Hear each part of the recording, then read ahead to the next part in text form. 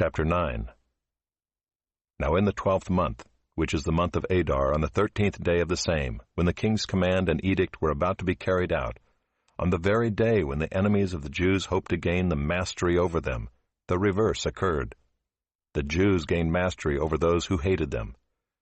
The Jews gathered in their cities throughout all the provinces of King Ahasuerus to lay hands on those who sought their harm. And no one could stand against them, for the fear of them had fallen on all peoples.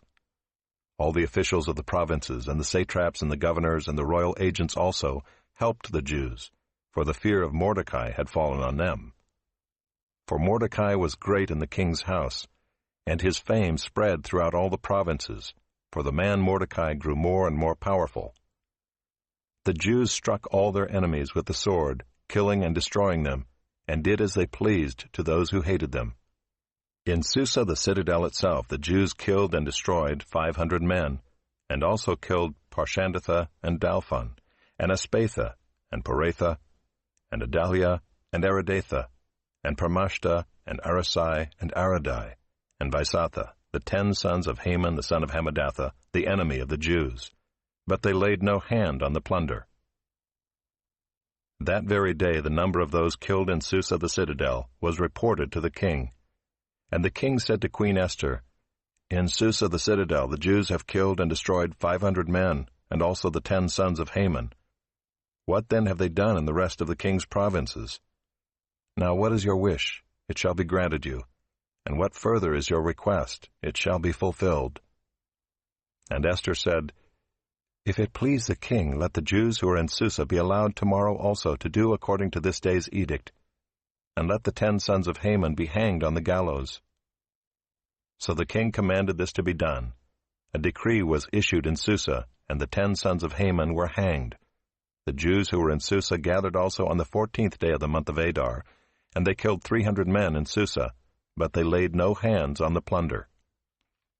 Now the rest of the Jews who were in the king's provinces also gathered to defend their lives, and got relief from their enemies, and killed 75,000 of those who hated them, but they laid no hands on the plunder. This was on the 13th day of the month of Adar, and on the 14th day they rested, and made that a day of feasting and gladness. But the Jews who were in Susa gathered on the 13th day and on the 14th, and rested on the 15th day, making that a day of feasting and gladness. Therefore the Jews of the villages who live in the rural towns hold the 14th day of the month of Adar as a day for gladness and feasting, as a holiday, and as a day on which they send gifts of food to one another. And Mordecai recorded these things and sent letters to all the Jews who were in all the provinces of King Ahasuerus, both near and far, obliging them to keep the 14th day of the month of Adar and also the 15th day of the same, year by year, as the days on which the Jews got relief from their enemies, and as the month that had been turned for them from sorrow into gladness, and from mourning into a holiday, that they should make them days of feasting and gladness, days for sending gifts of food to one another, and gifts to the poor. So the Jews accepted what they had started to do, and what Mordecai had written to them. For Haman the Agagite, the son of Hammedatha, the enemy of all the Jews, had plotted against the Jews to destroy them, and had cast pur, that is, cast lots, to crush and to destroy them. But when it came before the king, he gave orders in writing that his evil plan that he had devised against the Jews should return on his own head, and that he and his sons should be hanged on the gallows.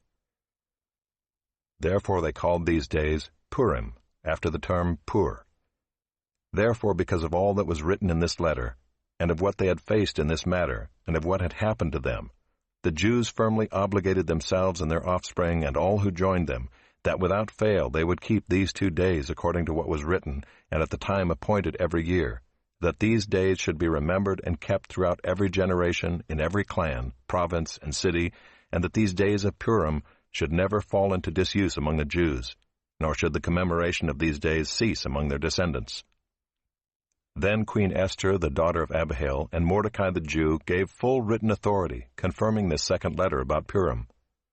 Letters were sent to all the Jews, to the 127 provinces of the kingdom of Ahasuerus, in words of peace and truth, that these days of Purim should be observed at their appointed seasons, as Mordecai the Jew and Queen Esther obligated them, and as they had obligated themselves and their offspring with regard to their fasts and their lamenting.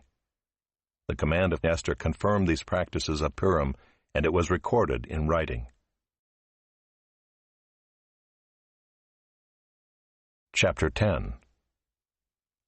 King Ahasuerus imposed tax on the land and on the coastlands of the sea, and all the acts of his power and might, and the full account of the high honor of Mordecai to which the king advanced him, are they not written in the book of the Chronicles of the kings of Media and Persia? For Mordecai the Jew was second in rank to King Ahasuerus, and he was great among the Jews and popular with the multitude of his brothers, for he sought the welfare of his people and spoke peace to all his people.